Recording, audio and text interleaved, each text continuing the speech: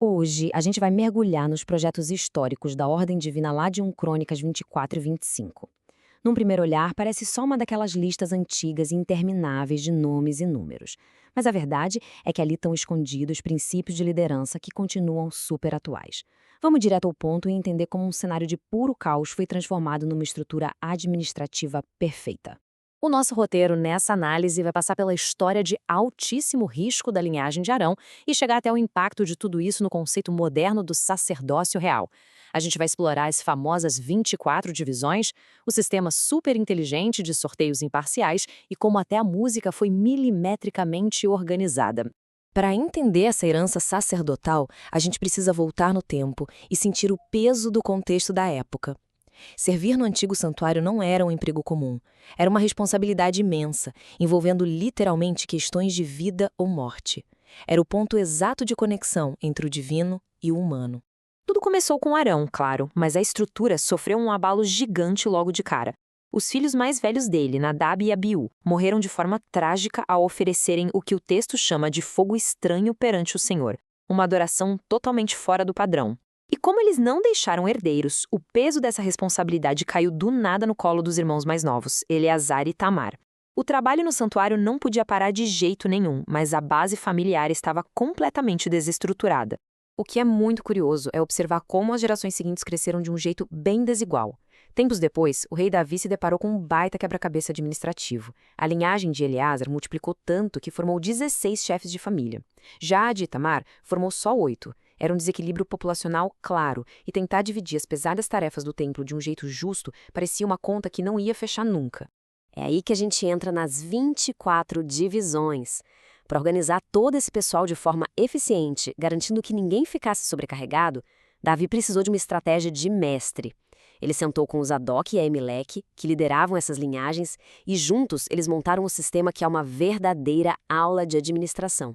Eles organizaram os sacerdotes em exatamente 24 divisões, ou turnos.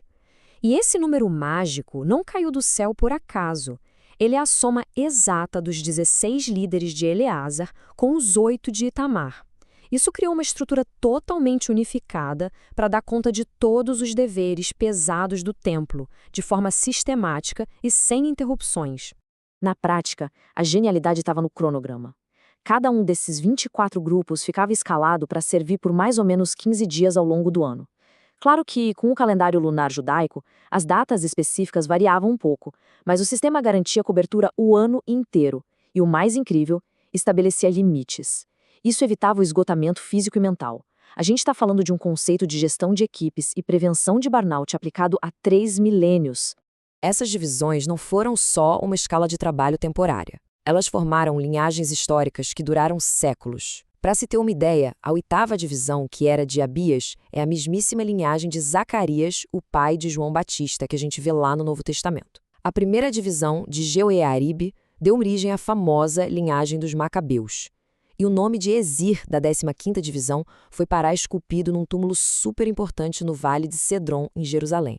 Essa organização acabou estruturando a história de uma nação inteira. Mas fica no ar uma grande dúvida. Como Davi definiu quem ia ser o primeiro, o segundo ou o último, sem acabar favorecendo alguma daquelas famílias poderosas? Afinal, algumas eram muito mais antigas, maiores e cheias de prestígio do que as outras. A solução foi usar um mecanismo ancestral, o lançamento de sortes.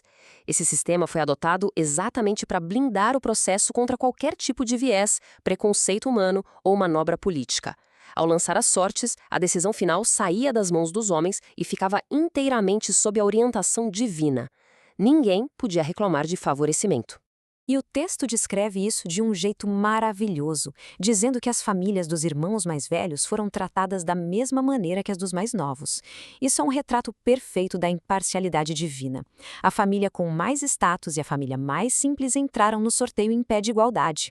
O recado foi super claro: não existe espaço para elitismo ou estrelismo quando o assunto é o serviço sagrado. E se a gente acha que essa ordem toda era uma exclusividade dos sacerdotes fazendo sacrifícios, estamos muito enganados.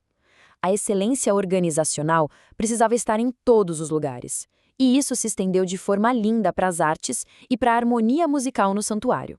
Quando a gente analisa os registros nos mínimos detalhes, Fica claro que as famílias mais amplas dos levitas, incluindo o pessoal do louvor, entraram exatamente no mesmo sistema imparcial. Eles também lançaram sortes, do mesmo jeitinho que os sacerdotes líderes. A ideia era manter a equidade e a harmonia perfeitas em todo o complexo de adoração. A parte musical, liderada por figuras históricas como Asaf, Emã e Jedutum, era incrivelmente bem estruturada. A gente está falando de um corpo de 288 mestres cantores, profetizando com harpas, liras e símbolos. E sabe como eles foram organizados? Em 24 grupos, também por sorteio. E o mais surpreendente, mestres e aprendizes entraram no sorteio da mesma forma, sem distinção.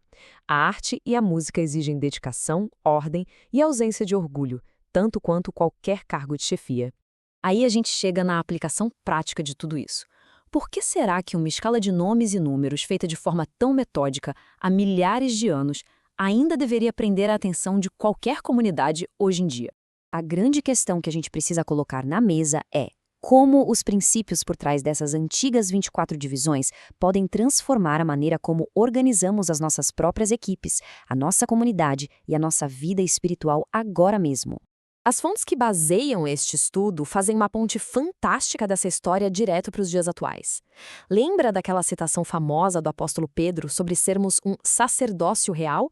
Pois é, isso significa que o trabalho vital não está mais restrito a uma única tribo de Levi.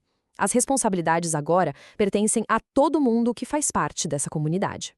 Dá para extrair daquela genialidade do rei Davi passos práticos incríveis para hoje. Primeiro, formar equipes funcionais e unidas para manter a harmonia. Segundo, estabelecer escalas e respeitar períodos de descanso. Ninguém deve carregar um peso sozinho o tempo todo, exatamente para evitar que as pessoas se esgotem. Terceiro, cortar o favoritismo pela raiz, tratando o mais experiente e o novato com o mesmo respeito. E por último, cada um precisa assumir de verdade o seu papel para a engrenagem continuar gerando. Para fechar a nossa análise, fica uma reflexão bem provocativa. Os textos base nos lembram que a seara é grande, o trabalho é imenso, mas os obreiros ainda são poucos. Diante de todo esse cuidado e estrutura que acabamos de ver, será que estamos assumindo o nosso propósito e o nosso papel com o mesmo nível de dedicação daquelas 24 antigas divisões? Fica aí o pensamento. Até o nosso próximo estudo.